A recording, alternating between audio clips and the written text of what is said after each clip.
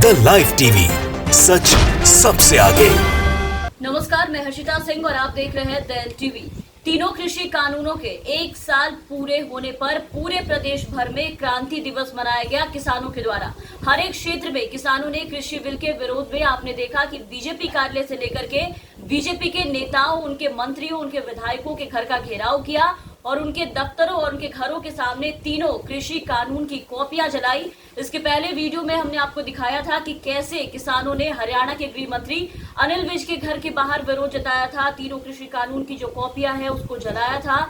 और अब इसी कड़ी में किसान संगठनों ने भाजपा प्रदेश कार्यकारिणी के सदस्य शारदा के घर का भी घेराव किया। किसान संगठनों ने और भाजपा प्रदेश कार्यकारिणी सदस्य शारदा के घर का घेराव करते हुए वहां अपना विरोध जताया। ये देखिए, किसान संगठनों के सदस्यों ने, भाजपा प्रदेश कार्यकारिणी सदस्य है ये, और वहां के बूथ मैनेजमेंट कमेटी के इंचार्ज भी है उमेश शारदा, उनके घर का घेराव करके प्रदर्शन किया है किसानों ने और कृषि कानूनों को वापस लेने के लिए वहां पर नारेबाजी की। और इस प्रदर्शन के दौरान बड़ी संख्या में पुलिस बल वहां पर भाजपा नेता के घर के बाहर तैनात दिखाई दी, ताकि किसानों को वहां पर विरोध करने से रोका जा सके, आगे बढ़ने से रोका जा सके। लेकिन किसान भी वहां भारी संख्या में पहुंचे और कृषि बिल का विरोध जताया। आपको बता दें कि आगे आ रहे किसानों को पुलिस बलों ने रोकने की पूरी कोशिश की कि ताकि वो भाजपा नेता के घर पर जाकर के वहां पर विरोध अपना ना करे। लेकिन इस दौरान पुलिस और किसानों में काफी ज्यादा नोकझोंक भी देखने को मिली और किसान संगठनों के सदस्य इस बात पर बिल्कुल अड़े रहे कि वो भाजपा नेता उमेश शारदा के घर पर जाकर के उनके घर का घेराव करेंगे और वहां जाकर के अपना विरोध जताएंगे।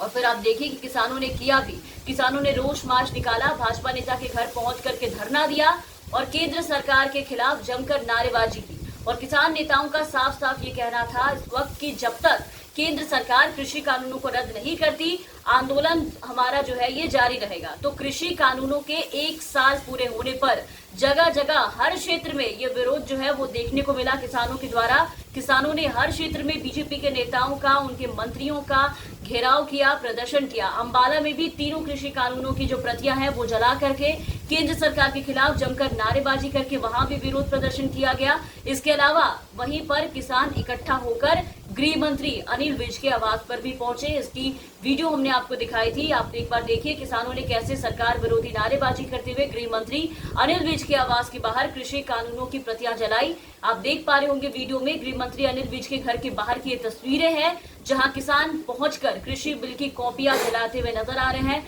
जमकर सरकार के खिलाफ में नारेबाजी भी कर रहे हैं। और इस दौरान किसानों के पहुंचने से पहले ही आप देखिए कि कैसे भारी संख्या में पुलिस बल की वहां पर तैनाती कर दी गई थी, ताकि किसी भी तरीके की कोई घटना ना हो। और पुलिस ने बैरिकेड्स कर इलाके की नाकेबंदी की थी।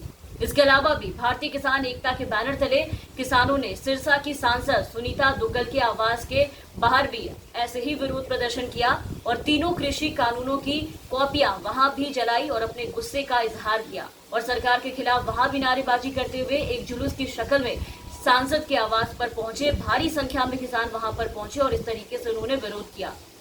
किसानों के विरोध प्रदर्शन को देखते हुए यहाँ भी प्रशासन द्वारा भारी पुलिस फोर्स जो है वो तैनात किए गए थे। साथ ही किसान चौक पर बने जननायक जनता पार्टी के जो कार्यालय है उस कार्यालय का घेराव किया गया जब किसानों के द्वारा। तो वहाँ हरियाणा सरकार के साथ साथ डिप्टी सीएम दुष्यंत चौटाला और कैबिनेट मंत्री रंजीत सिंह चौटाला के खिलाफ जमकर नारेबाजी की गई। और कृषि कानूनों को लेकर के किसानों की तरफ से हरियाणा के CM Manohar Lal Khattar, deputy CM Dushyant Chautala और के पुतले का जो शव यात्रा है वो भी निकाला गया और वहां पे उनके पुतले को फूंका गया।